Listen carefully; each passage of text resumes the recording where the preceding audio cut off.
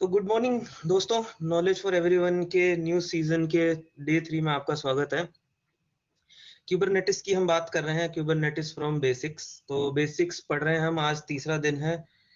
तो without wasting time मैं आगे बढ़ता हूँ स्लाइड्स पे। मैं आपको लास्ट वीक बताया था कि प्लेटफॉर्म एज अ सर्विस की अगर आप बात करते हो तो हाउ इज इट पॉसिबल कि आप प्लेटफॉर्म एज अ सर्विस को प्रैक्टिकली अचीव करो। ठीक है, जो मैं आपको थियोरेटिकली बता रहा हूँ तो वो हाउ इज इट पॉसिबल कि वो प्रैक्टिकली भी कैसे होता है। तो उसके लिए मैंने आपको बताया था कि आप जब एक प्लेटफॉर्म बिल्ड करते हो, उस प्लेटफॉर्म के अंदर आप जो फर्स्ट 3 लेयर्स होती हैं, ठीक है, hardware, operating system and OS configuration, L1, L2 and L3। ठीक है, मैं अपने सारे सेशंस में इन लेयर्स के ऊपर बहुत ज्यादा फोकस करता हूँ, बिकॉज अगर आप ये 5 लेयर्स को समझते हो तो आप समझ लो कि आप क्यूबरनेटिस, आप ओपन स्टैक या किसी भी तरीके की क्लाउड कंप्यूटिंग की टेक्नोलॉजी को आप बहुत आसानी से समझ सकते हो अगर आप ये 5 लेयर्स को समझते हो तो मैंने आपको बताया कि आप फिजिकली जो आपका हार्डवेयर होता है, देन आपका ऑपरेटिंग सिस्टम एंड देन आपका ओएस कॉन्फ़िगरेशन, इन 3 लेयर्स को लेके आपने एक प्लेटफॉर्म बिल्ड किया। ठीक है,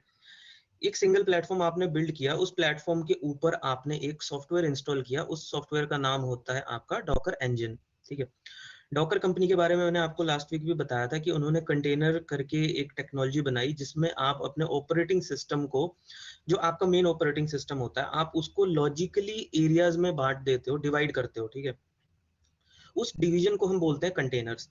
और वो कंटेनर बेसिकली एक आइसोलेटेड जोन होता है। आइसोलेटेड जोन का मतलब ये होता है कि वो एक ऐसा आइसोलेटेड एरिया बन जाता है आपके ऑपरेटिंग सिस्टम के अंदर ही। एक ऐसा ऑपरेटिंग सिस्टम तैयार हो जाता है जिसके अंदर आपका प्लेटफॉर्म भी लॉगिन नहीं कर सकता, मतलब कोई इंटरफेरेंस नहीं कर सकता है। वो प्योरली आपका जो भी एप्लीकेशन आप चलाना चाहते हो उस एप्लीकेशन के लिए डेडिकेटेड होता है। तो जब आप उस एप्लीकेशन के अंदर होते हो, that is your layer number 4 and layer number 5। तो लेयर 4 एंड लेयर 5 जब अपना काम करता है, ठीक है, आपने कोई भी एप्लीकेशन डिप्लॉय किया, कोई भी फंक्शन डिप्लॉय किया है, तो जब वो डिप्लॉय होता है तो उसको ऐसा लगता है कि वो कंप्लीट सर्वर के ऊपर काम कर रहा है। राइट, बिकॉज जो 3 लेयर्स हैं वो उसको मैप करके उसको लेयर 4 एंड लेयर 5 के साथ आपका जो मेन 5 लेयर्स का स्टैक है वो कंप्लीट हो जाता है। सिमिलरली आप क्या करते हो, आप इसी सेम होस्ट के ऊपर आप मल्टीपल एप्लीकेशंस को रन कर सकते हो। अब जैसे आप पहले क्या करते थे, आप फिजिकल एक सर्वर लेते थे, उस सर्वर के ऊपर आप डेडिकेटेड अपना एप्लीकेशन इंस्टॉल करते थे, ट्रेडिशनली पहले के टाइम पे। ठीक है, लेकिन जब टेक्नोलॉजी में चेंजेस आए, आप में से बहुत सारे लोगों ने वर्चुअलाइजेशन पे काम किया है, हार्डवेयर वर्चुअलाइजेशन, जिसमें आप ये देखते थे कि हम हार्डवेयर के ऊपर हाइपरवाइजर इंस्टॉल करते थे और उसके बाद हम उसके ऊपर वीएम बनाते थे, वर्चुअल मशीन्स। तो सिंगल फिजिकल सर्वर के ऊपर आप मल्टीपल वीएम चला सकते थे।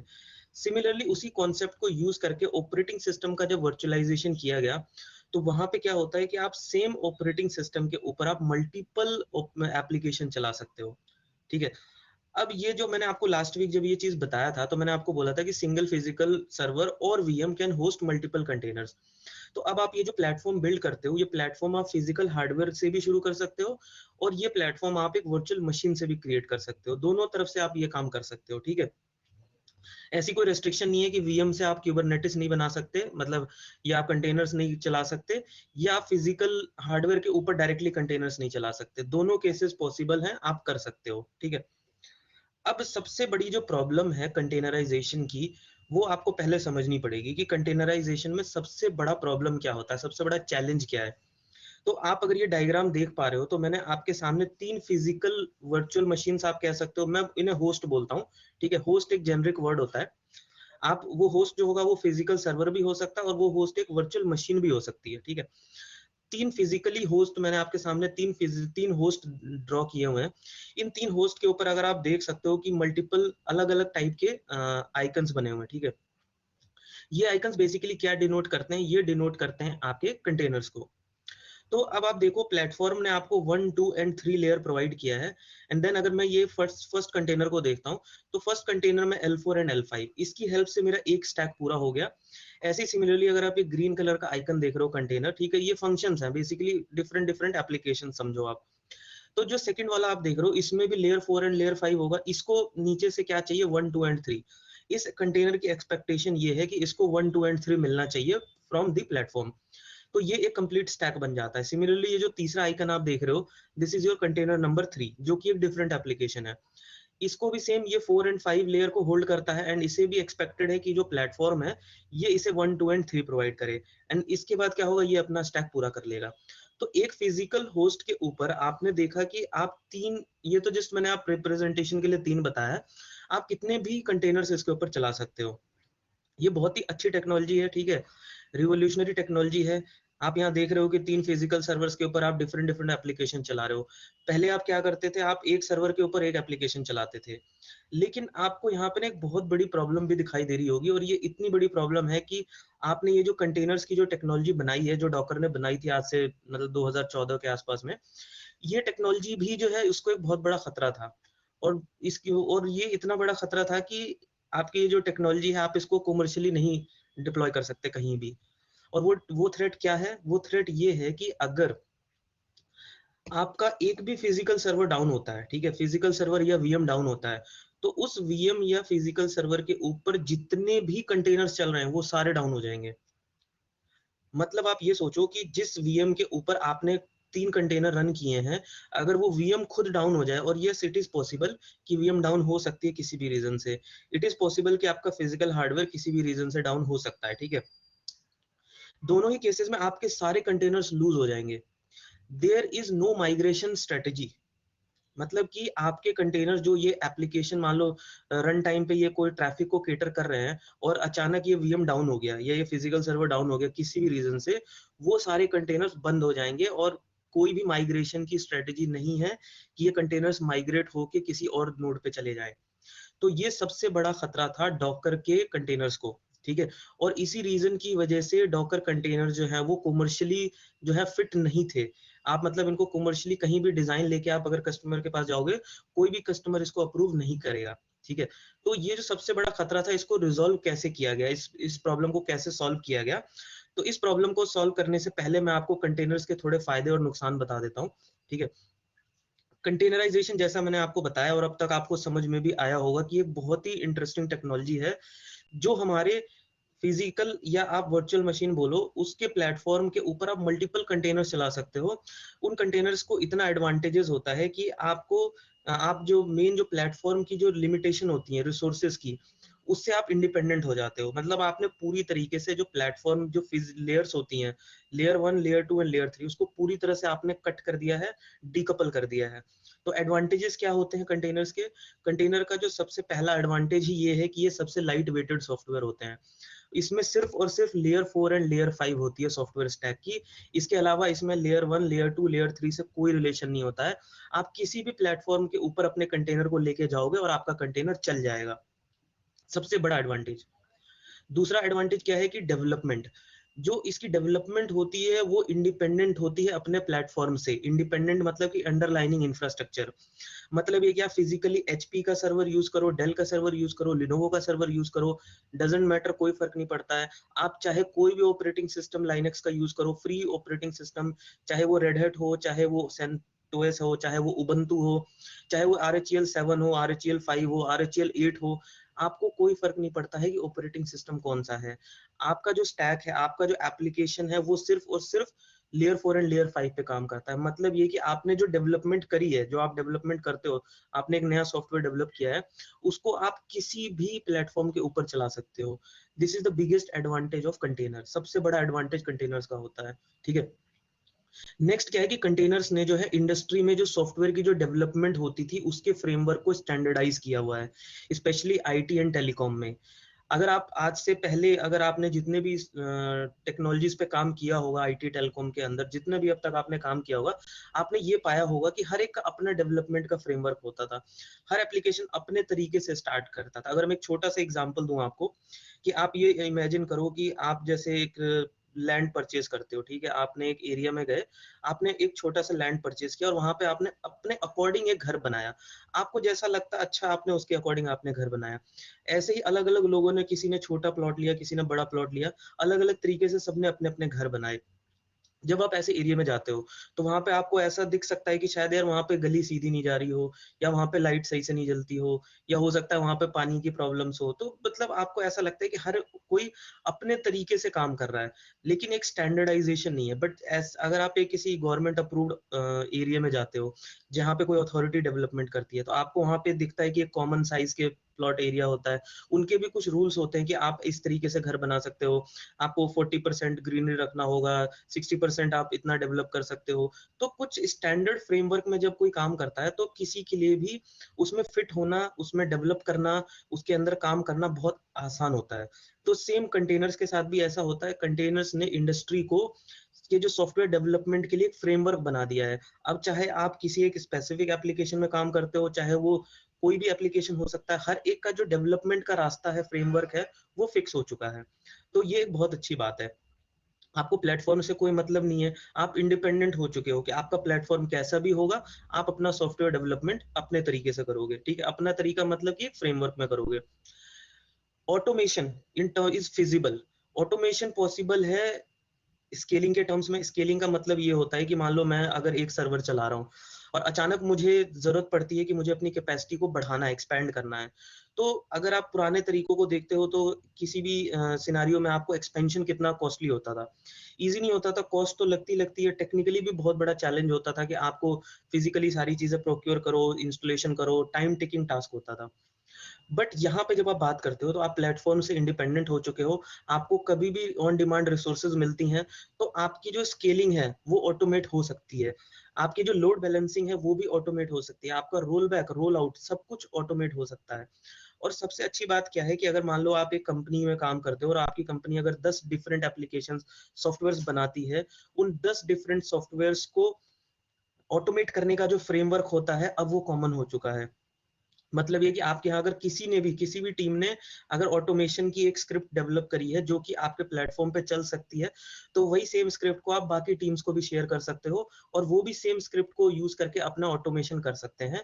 बिकॉज आपकी एप्लीकेशन अलग हो चुकी है, कंटेनराइज हो चुकी है, प्लेटफॉर्म को आप समझ चुके हो कि प्लेटफॉर्म कैसे काम करता है और आप उसको ऑटोमेट कर सकते हो। तो कॉमन फ्रेमवर्क कंटेनर्स के आने की वजह से बना है। और सबसे जो इम्पोर्टेंट बात ये है कि आपका जो सॉफ्टवेयर का स्टैक है, वो 2 मेजर कैटेगरीज़ में डिवाइड हो गया है, platform team and application team. Platform team वो टीम होती है जिसको हम क्लाउड टीम बोलते हैं, क्लाउड प्लेटफ़ॉर्म, जो कि आपको L1, L2 and L3 provide करता है। मतलब ये कि आपको फिज़िकल हार्डवेयर, आपको ऑपरेटिंग सिस्टम कॉन्फ़िगरेशन, ये सब कुछ वो प्रोवाइड करता है। एप्लीकेशन टीम सिर्फ़ और सिर्फ़ अपने एप्लीकेशन पे फ़ोकस्ड होती है, L4 एंड L5। तो आज की डेट में अगर आप देखोगे, तो कंटेनराइजेशन एक ऐसी टेक्नोलॉजी है जिसने सॉफ्टवेयर स्टैक को एक बहुत ही ऑप्टिमल और बेस्ट वे में डिवाइड किया है, जिससे कि इंडस्ट्री का जो डेवलपमेंट का फ्रेमवर्क है, ऑपरेशंस का जो फ्रेमवर्क है, वो सब कुछ डिप्लॉयमेंट का जो फ्रेमवर्क है, वो कॉमन हो चुका है। इसीलिए आपने ऐसा देखा होगा कि आज की डेट में अगर आपको कंटेनर्स के ऊपर काम करना आता है, अगर आपको प्लेटफॉर्म एज अ सर्विस की नॉलेज है, तो आप किसी भी तरीके की एप्लीकेशन की डिप्लॉयमेंट कर सकते हो। आपको किसी एप्लीकेशन को सीखने की ज़रूरत नहीं होती है। एप्लीकेशन को सीखने की ज़रूरत तब होती है जब आप उसके ऊपर फंक्शनली काम करते हो। आपको अगर एज़ अ फंक्शनैलिटी काम करना हो, ठीक है? ये एडवांटेजेस हैं आपके कंटेनराइज़ेशन के। बट कुछ लिमिटेशंस भी हैं इसके साथ-साथ, जो भी वो भी समझना बहुत ज़रूरी है। सबसे जो इम्पोर्टेंट लिमिटेशन है और जो सब सब लोग इस चीज़ को एग्री भी करेंगे इस पॉइंट के साथ, कि प्लेटफ़ॉर्म जो होता है ना, जिसमें हम ये कंटेनर्स चलाते हैं, ये बहुत ही कॉम्प्लेक्स होता है, समझ में नहीं आता है। अगर आप में से जितने भी लोग कुबरनेटिस पे अगर काम कर रहे होंगे, तो आपको यही नहीं समझ में आता होगा कि यार ये प्लेटफ़ॉर्म चलता कैसे है। ठीक है, मैं एज़ अ एप्लीकेशन हो सकता है कि मेरे को पता है, मैंने कंटेनर डिप्लॉय किया और कंटेनर ऑटोमैटिकली काम कर रहा है।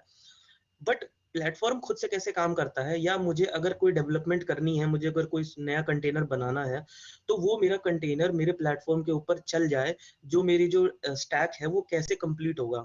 मतलब ये कॉम्पैटिबिलिटी, तो उसके लिए बहुत ज़रूरी है कि मुझे प्लेटफ़ॉर्म की भी नॉलेज होनी चाहिए। आर्किटेक्चर बहुत कॉम्प्लेक्स है, लेकिन ये आर्किटेक्चर इतना ब्यूटीफुली डिज़ाइन्ड है कि वो इंटरनली इतने अच्छे तरीके से काम करता है, कि आपको कुछ भी नहीं पता चलता है कि ये प्लेटफ़ॉर्म ऑटोमैटिकली कैसे काम कर रहा है। तो इस चीज को हम समझेंगे। प्लेटफॉर्म को मैं आपको समझाऊंगा कि प्लेटफॉर्म अंदर से कैसे काम करता है। अभी तक मैंने आपको क्लाउड की जितनी भी चीजें बताई हैं वो as a user point of view से बताई हैं, बिकॉज आप अभी एज ए यूजर की नजर से प्लेटफॉर्म को देख रहे हो। आगे की क्लासेस में आपको मैं प्लेटफॉर्म जो है वो इंटरनल आर्किटेक्चर दिखाऊंगा कि प्लेटफॉर्म खुद कैसे काम करता है, कैसे वो आपको कंटेनर्स को रन करने की परमिशन देता है। ठीक है, दूसरी जो लिमिटेशन है इसकी वो ये है कि fresh new software development is required from scratch to migrate traditional software. आपने अब तक जितने भी सॉफ्टवेयर्स पे काम किया होगा, जितने भी सर्वर्स पे काम किया हुआ है, उन सबको आप एज इट इज उठा के कंटेनर्स में नहीं डाल सकते हो। There is no migration path, कोई भी माइग्रेशन का पाथ नहीं होता है कंटेनर्स में आने के लिए। आपको फ्रेश डेवलपमेंट करनी पड़ती है, पूरा का पूरा कोड आपको लिखना पड़ेगा स्क्रैच से। तो जो नए एप्लीकेशन डेवलप हो रहे हैं आज की डेट में, जो बिल्कुल ही नए बनते हैं, वो तो बाय डिफॉल्ट वो प्लेटफॉर्म कंटेनराइजेशन को फॉलो करते हैं, because this is very easy. Language बहुत आसान होती है, डेवलपमेंट इजी होता है, हर चीज आसान होता है। लेकिन जो पुराने जो लेगेसी में सॉफ्टवेयर चल रहे हैं उनका क्या होगा? जो लेगेसी में जो सॉफ्टवेयर चल रहे हैं उनको आप एज इट इज माइग्रेट नहीं कर सकते, आपको पूरा कोड दोबारा से लिखना पड़ेगा। और जब आप कोड लिखोगे तो एक चीज मैं आपको और क्लियरली बता देता हूँ, डोंट एज्यूम कि अगर आप ये कहते हो कि एक सॉफ्टवेयर है, एक मेरा सर्वर है, तो वो एक सिंगल कंटेनर में ट्रांसफॉर्म हो जाएगा। नहीं, कंटेनर्स लाइट वेटेड एप्लीकेशंस होते हैं। अगर आप एक सॉफ्टवेयर है जो बहुत कॉम्प्लेक्स है, जो बहुत सारे हैवी टास्क करता है, जब वो कंटेनर्स में जाता है तो उसके मल्टीपल कंटेनर्स बनते हैं। मल्टीपल कंटेनर्स मतलब ये कि एक सिंगल सर्वर जो ट्रेडिशनल लेगेसी में चलता था, उसको अगर आप जब माई कंटेनर्स में लेके आते हो तो उसके मल्टीपल कंटेनर्स बनते हैं, और उन मल्टीपल कंटेनर्स को आपस में कोऑर्डिनेट करना होता है, सो दैट वो at end of the day वो कंप्लीट फंक्शनैलिटी ऑफर करें। ठीक है, कंप्यूट, स्टोरेज, नेटवर्किंग, ये तीन बहुत इंपॉर्टेंट रिसोर्सेज होती हैं किसी भी आप कह सकते हो सर्वर को काम करने के लिए।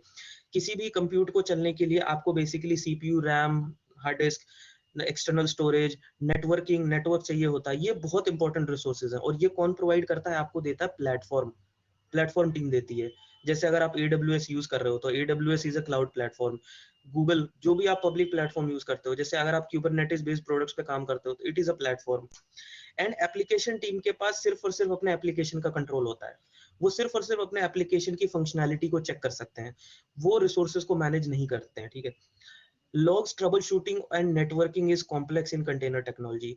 इसमें ना लॉग्स को ट्रबल शूट करना बहुत मुश्किल होता है। मुश्किल देखो ऐसा नहीं कि इम्पॉसिबल है, it is not impossible, but मैं थोड़ा सा कॉम्प्लेक्स बोलूंगा। कॉम्प्लेक्स इसलिए क्योंकि कंटेनर्स इतने लाइट वेटेड होते हैं कि वो बाय डिफॉल्ट लॉग्स लिखते ही नहीं है, बहुत लाइट वेटेड होते हैं।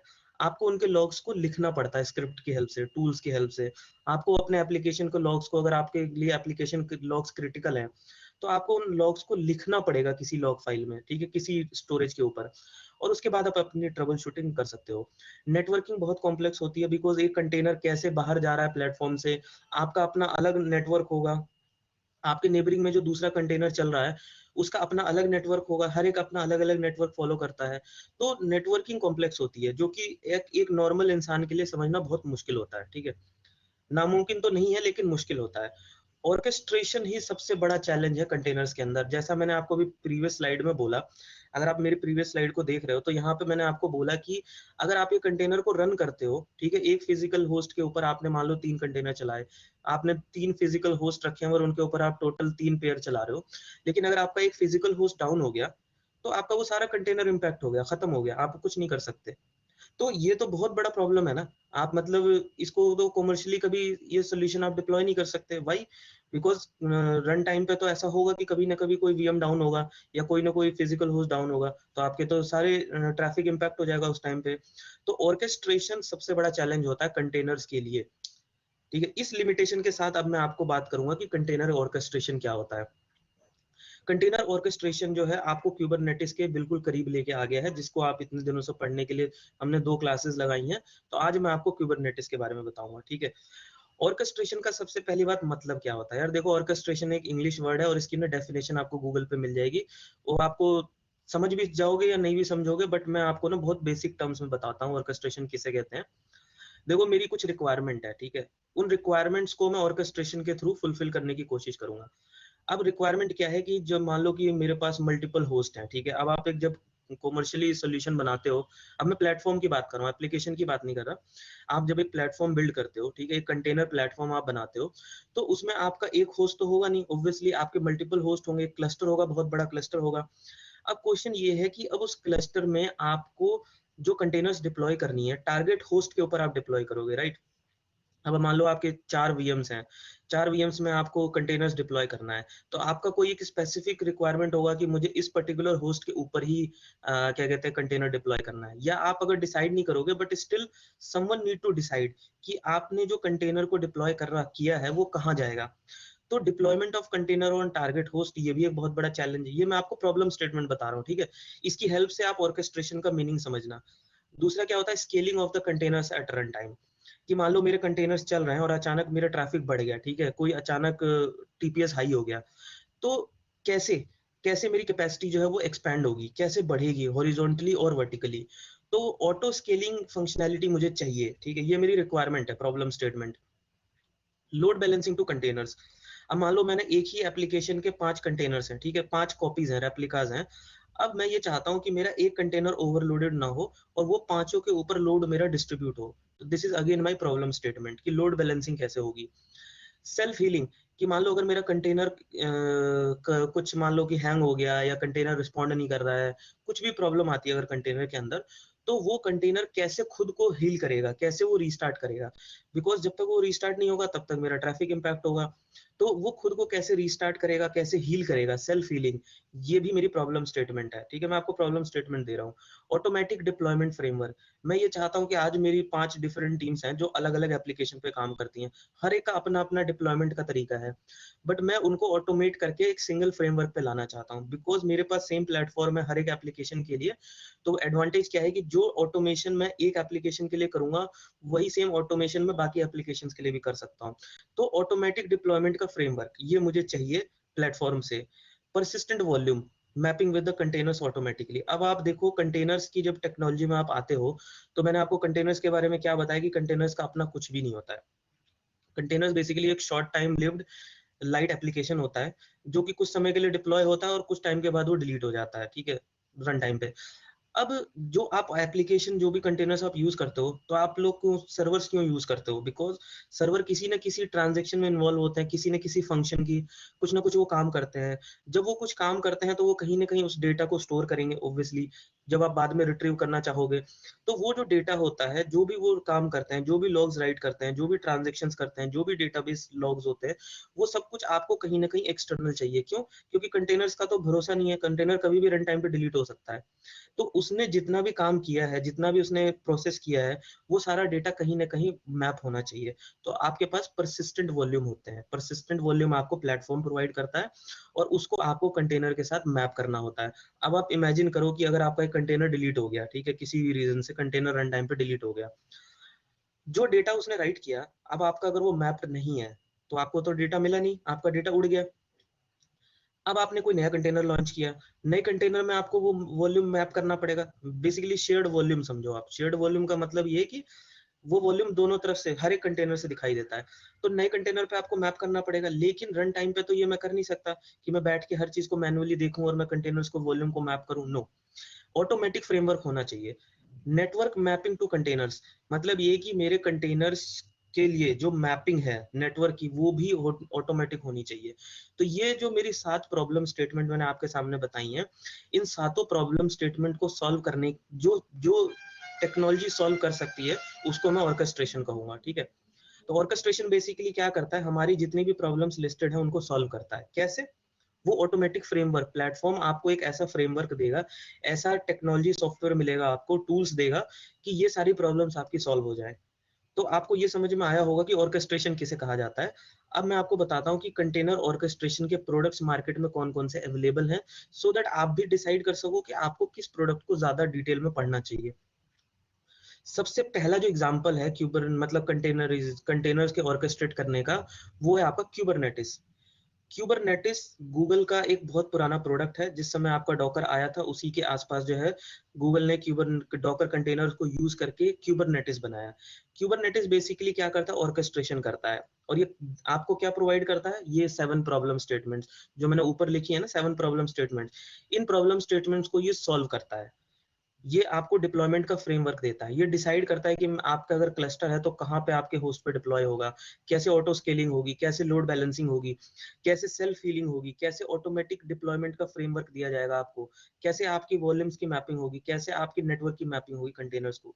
ये सारा काम आपका जो है वो क्यूबरनेटिस करता है। क्यूबरनेटिस गूगल का अपना प्रोडक्ट है। गूगल ने इस प्रोडक्ट को बहुत ही ब्यूटीफुली डिजाइन किया है। इतना बेहतरीन प्रोडक्ट है ये कि उन्होंने खुद अपने प्रोडक्ट्स के ऊपर जो है क्यूबरनेटिस का इस्तेमाल किया। आपने जो गूगल की जितनी भी सर्विसेज अब तक यूज करी हैं, गूगल जैसे आप गूगल सर्च इंजन यूज करते हो, जीमेल यूज करते हो, आप जो भी गूगल की सर्विसेज यूज करते हो आप, वो सारी सर्विसेज ऑलरेडी क्यूबरनेटिस के ऊपर चल रही हैं पिछले कितने सालों से। यही रीजन है कि आपको कभी भी क्या कहते हैं गूगल की सर्विसेज डाउन नहीं दिखी होंगी, या आपको कभी जीमेल डाउन नहीं दिखा होगा। बहुत रेयरली आपको ऐसा मिलेगा कि गूगल डाउन है, राइट। तो ये बिकॉज पॉसिबल कैसे हुआ, it is because of Kubernetes. तो गूगल ने काफी सालों तक इस प्रोडक्ट पे काम किया, उसको कॉमर्शियली यूज किया, इस्तेमाल किया, एंड देन गूगल डिसाइडेड कि इस सॉफ्टवेयर को हम ओपन कम्युनिटी को डोनेट करेंगे। उसके बाद उन्होंने एक कम्युनिटी है क्लाउड नेटिव फाउंडेशन, उन्होंने ये सॉफ्टवेयर उस कम्युनिटी को डोनेट कर दिया। तो आज की डेट में गूगल इसका ओनर नहीं है, गूगल इसको डेवलप नहीं करता है, गूगल ने इसको डोनेट कर दिया कम्युनिटी को, बिकॉज गूगल ये चाहता था कि कम्युनिटी में, मार्केट में और भी लोग इस सॉफ्टवेयर को यूज करें, और वो तभी पॉसिबल है जब ये ओपन सोर्स के फॉर्म में मार्केट में जाएगा। तो जो CNF कम्युनिटी है इस प्रोडक्ट को मेंटेन करती है, वो हर साल इसका हर पीरियोडिक साइकिल पे इसका न्यू रिलीज निकालते हैं। एंड ये एक ओपन सोर्स सॉफ्टवेयर है। आप इस सॉफ्टवेयर को लेके आप अपना खुद का क्यूबरनेटिस बना सकते हो। खुद का क्यूबरनेटिस मतलब ये कि आप इस प्रोडक्ट को लेके कॉमर्शियली कोई नया प्रोडक्ट बना सकते हो, और उसके लिए आपके ऊपर कोई भी लाइसेंस का केस नहीं होगा, ठीक है। डॉकर स्वार्म, देखो डॉकर ने ही इंजन बनाया, ठीक है, डॉकर इंजन बनाया जो कि रिवोल्यूशनरी था। आज की डेट में आप कोई भी कंटेनर बेस्ड कोई भी टेक्नोलॉजी यूज करते हो, it is using Docker engine, ठीक है। डॉकर इंजन ही सब यूज करते हैं, वो भी एक ओपन सोर्स प्रोडक्ट है जिसको डॉकर ने बना के ओपन सोर्स दिया था, ठीक है। तो डॉकर ने भी अपना ऑर्केस्ट्रेशन बनाया है जो कि इन प्रॉब्लम्स को सॉल्व करता है जो कि ऊपर लिखी हुई है। बट क्यूबरनेटिस के आगे सारे प्रोडक्ट्स, मतलब कंपैरेटिव, अगर आप कंपैरिजन करोगे तो क्यूबरनेटिस के आगे सारे प्रोडक्ट्स इतने इफेक्टिव नहीं है जितना कि क्यूबरनेटिस है। देन ओपनशिफ्ट, रेड हैट का प्रोडक्ट है। रेड हैट आपको पता है कि इंडस्ट्री की बहुत बड़ी कंपनी है, टेक्नोलॉजी में एक बहुत बड़ा जाइंट है, और सबसे ज्यादा R&D में सबसे आगे रहने वाली कंपनी है। उन्होंने भी अपना प्रोडक्ट बनाया है क्यूबरनेटिस को यूज करके। अब आप देखो, मैं आपको बता रहा हूँ कि इस क्यूबरनेटिस को यूज करके कंपनीज ने अपने प्रोडक्ट बनाए हैं, एंड किसी भी कंपनी के ऊपर कोई भी लाइसेंस का केस नहीं होता है, बिकॉज आप ओपन सोर्स सॉफ्टवेयर को यूज कर रहे हो। तो रेड हैट ने ओपन शिफ्ट बनाया, ठीक है। एक नोमैड है, वो भी एक एक ऑर्केस्ट्रेशन टेक्नोलॉजी है जो कि क्यूबरनेटिस को यूज नहीं करता, उनका अपना अलग है, ठीक है। मिनी क्यूब एक स्टेबल रिलीज है क्यूबरनेटिस का, एक लाइटर वर्जन है। आप चाहे तो मिनी क्यूब को भी यूज कर सकते हो, वो भी क्यूबरनेटिस को यूज करता है। डॉकर कंपोज भी डॉकर कंपनी की तरफ से आता है, वो भी एक ऑर्केस्ट्रेशन टेक्नोलॉजी है। गूगल ने GKE बनाया, गूगल क्यूबरनेटिस इंजन, जो कि GCP के ऊपर ऑफर किया जाता है। एज्योर ने बनाया है AKS, जो कि आपको माइक्रोसॉफ्ट के क्लाउड के ऊपर मिलता है। Amazon ने EKS बनाया है, जो कि आपको Amazon AWS के ऊपर मिलता है। लेकिन अगर आप ये सब चीजों को अगर आप देखोगे तो आपको एक चीज समझ में आएगी कि इन सब के अंदर जो इंजन है, जो कोर है, वो है क्यूबरनेटिस। क्यूबरनेटिस को यूज करके लोगों ने अपने अपने प्रोडक्ट्स बनाए हैं, एंड क्यूबरनेटिस के अंदर कोर में क्या होता है, डॉकर इंजन। तो ये चीज को आप मत भूलना, और इसके साथ मैं आपको नेक्स्ट चीज बताता हूँ। क्यूबरनेटिस एक फॉर्मर गूगल का प्रोडक्ट, फॉर्मल गूगल प्रोडक्ट। देखो मैंने क्यों फोकस किया है, बिकॉज आपको पता होना चाहिए कि क्यूबरनेटिस का ओरिजिन कहाँ से हुआ था। क्यूबरनेटिस गूगल से आया था, बट आज की डेट में ये गूगल का प्रोडक्ट नहीं है, ये एक ओपन सोर्स कम्युनिटी के पास है जिसका नाम है CNF, ठीक है। अब हम आर्किटेक्चर की बात करते हैं, क्योंकि ये आज की लास्ट स्लाइड है। मैं आज आपको ज्यादा डिटेल में मतलब कंफ्यूज नहीं करूंगा, ठीक है। क्यूबरनेटिस जो ऑर्केस्ट्रेशन ऑफर करता है, ऑर्केस्ट्रेशन ऑफर का मतलब आप समझ रहे हो, जो 7 प्रॉब्लम स्टेटमेंट्स। कभी भी आपको अगर ऑर्केस्ट्रेशन में कंफ्यूजन हो ना, तो यार देखो इंग्लिश मीनिंग तो आपको गूगल पे मिल जाएगा, ठीक है, आप विकिपीडिया पे पढ़ सकते हो।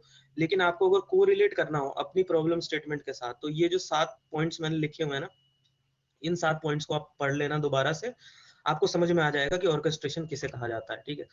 अब देखो क्यूबरनेटिस के अंदर क्या होता है। क्यूबरनेटिस प्लेटफॉर्म के अंदर दो एरिया होते हैं, बेसिकली दो दो जोन होते हैं। फिजिकल जोन कह रहा हूँ, फिजिकल मतलब दो फिजिकल नोड होती हैं। एक होता है, हम उसको बोलते हैं मास्टर नोड, या फिजिकल, देखो नीचे मैंने लिखा हुआ है फिजिकल सर्वर और वीएम, ये मैं बार बार बोल रहा हूँ, अभी भी बोल रहा हूँ, मैं आगे भी बताऊंगा कि मैं जब भी बोलता हूँ वीएम एंड फिजिकल सर्वर दोनों के लिए एप्लीकेबल है, ठीक है।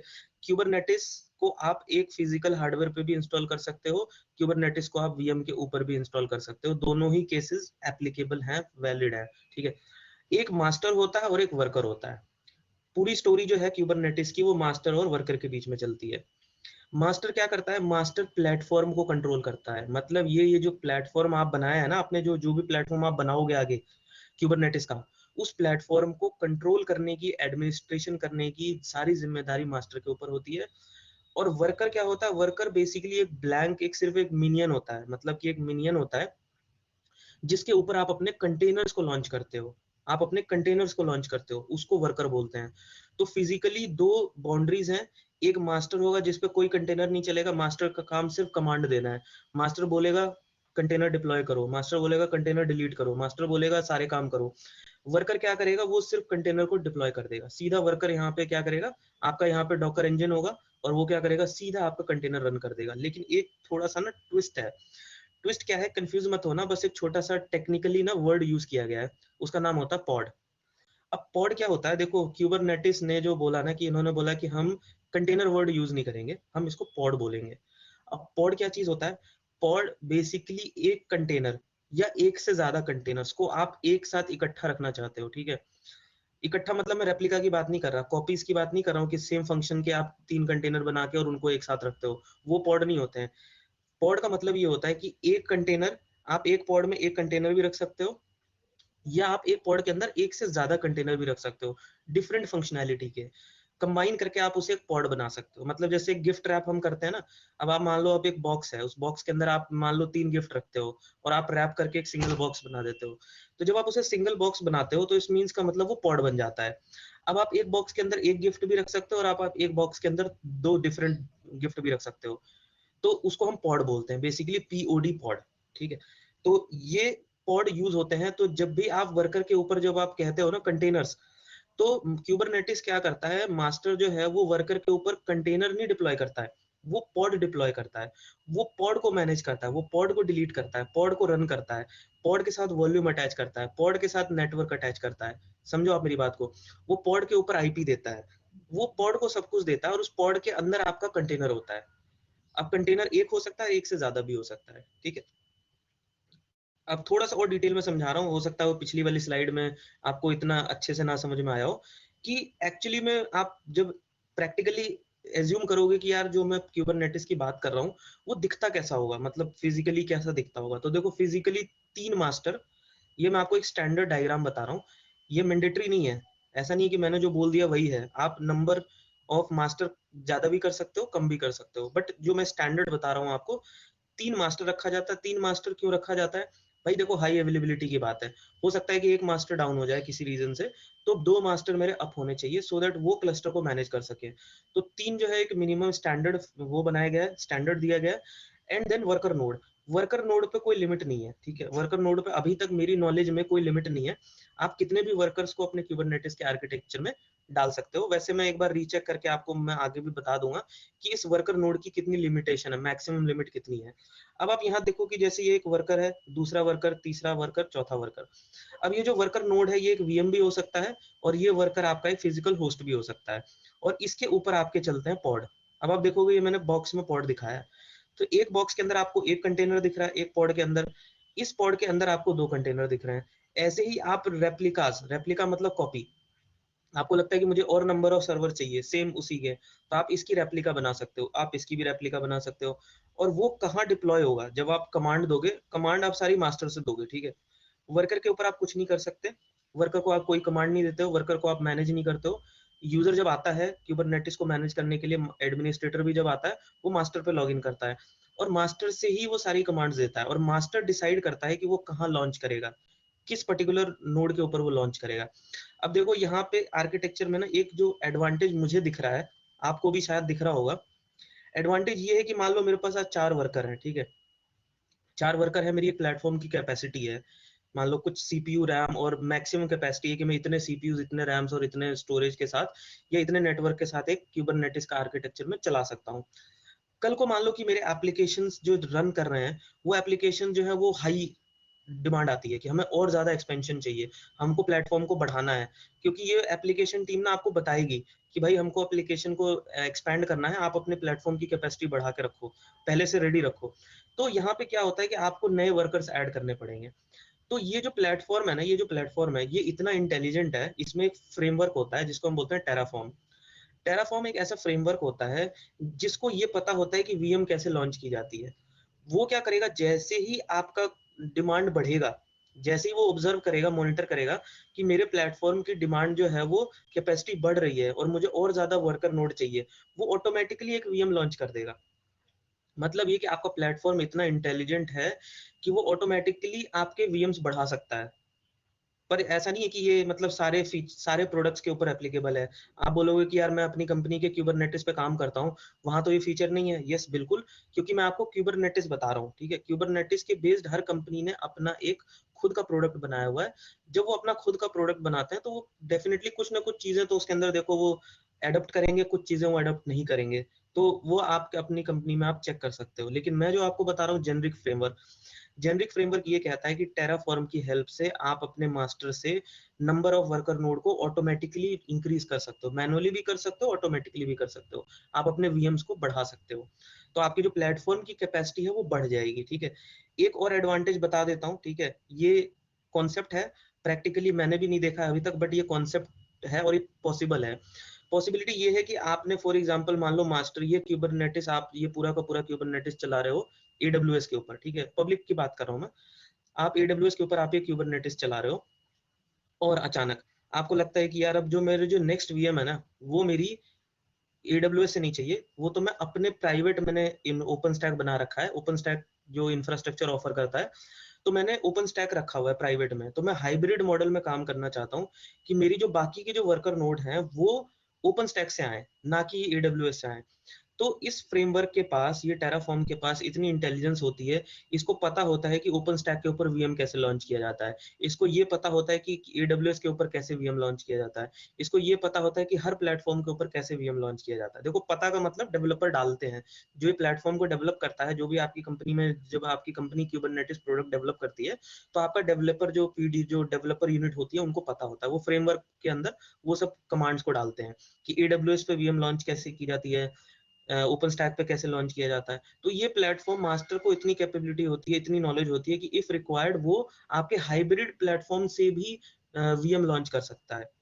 ये मैं आपको एक नया कॉन्सेप्ट बता रहा हूँ, कॉन्सेप्ट बताया मैंने आपको, प्रैक्टिकली भी आपको ये कुछ दिनों में देखने को मिलेगा, ठीक है। आप कुछ दिनों में देखोगे ये चीज, अभी शायद नहीं है बट आपको ये देखने को मिलेगा कमिंग डेज में। तो इतना सब बताने के बाद आई थिंक मैंने आज थोड़ा ज्यादा ही बता दिया है, इतना मैंने सोचा नहीं था। बट इसके साथ मैं आज का सेशन अपनी तरफ से कंप्लीट करता हूँ, ठीक है। अब हम फोरम को ओपन करते हैं क्वेश्चन एंड आंसर्स के लिए, तो अब आप अपने क्वेश्चंस पूछ सकते हैं आज के सेशन से रिलेटेड।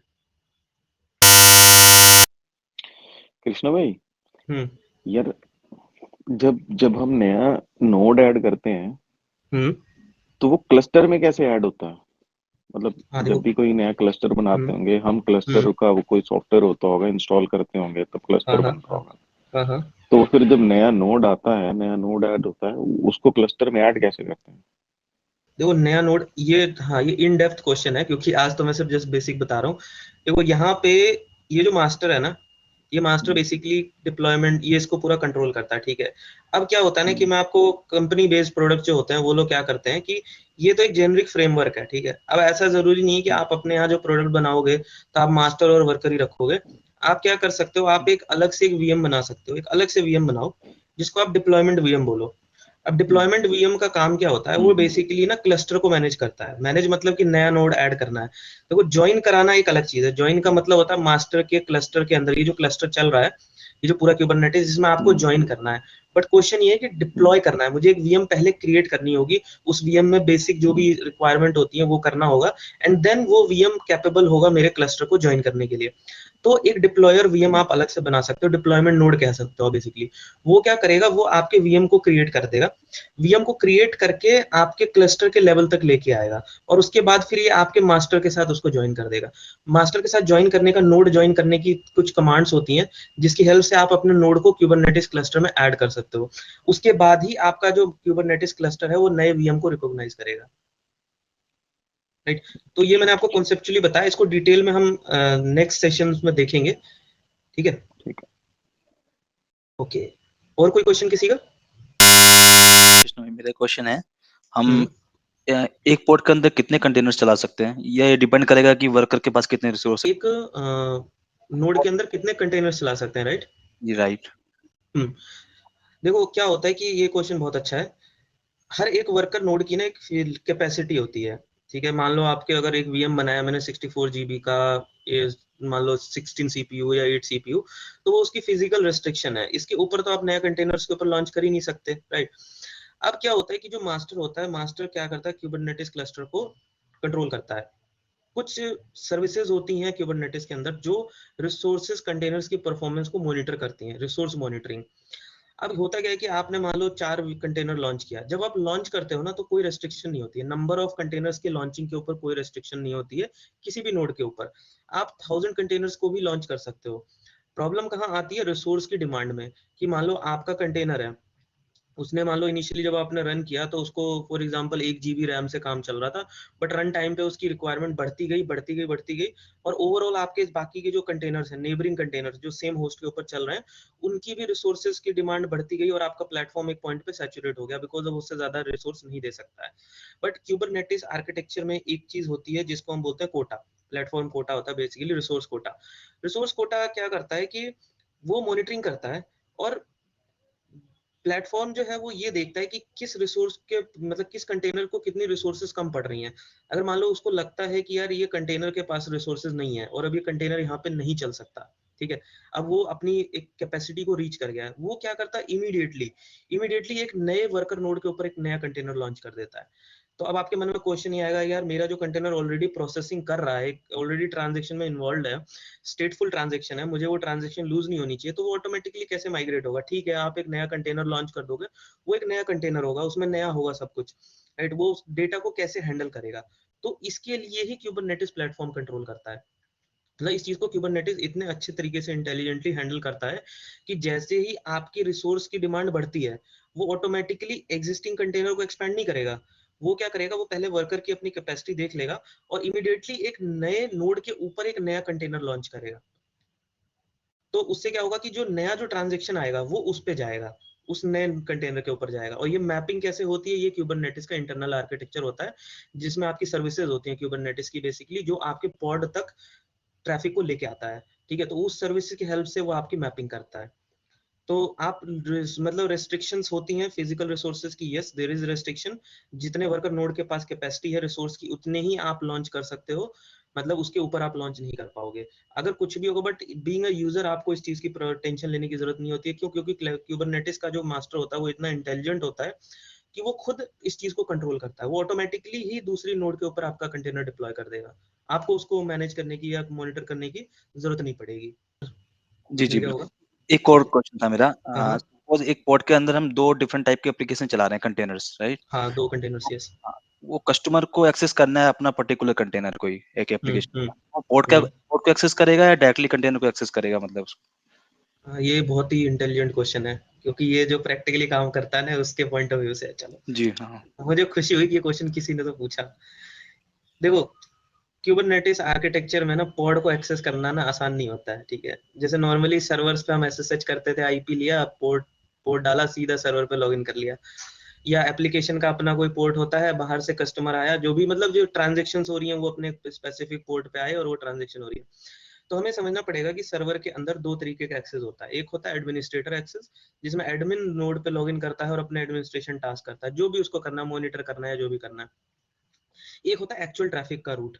एक्चुअल ट्रैफिक का रूट वो होता है जिसमें आप जो भी फंक्शंस काम कर रहे हैं वो उनके ट्रैफिक आते हैं और वो उनको प्रोसेस करके वापस भेजते हैं। तो क्यूबरनेटिस आर्किटेक्चर को इस तरीके से डिजाइन किया जाता है कि अगर आप ट्रैफिक की बात करते हो, अगर जो ट्रैफिक होता है एक्चुअल ट्रैफिक, मान लो कि एक, मानते फॉर एग्जांपल एक गुई का कंटेनर है जो GUI ऑफर करता है, एक ब्राउजर, बेसिकली एक ब्राउजर ऑफर करता है।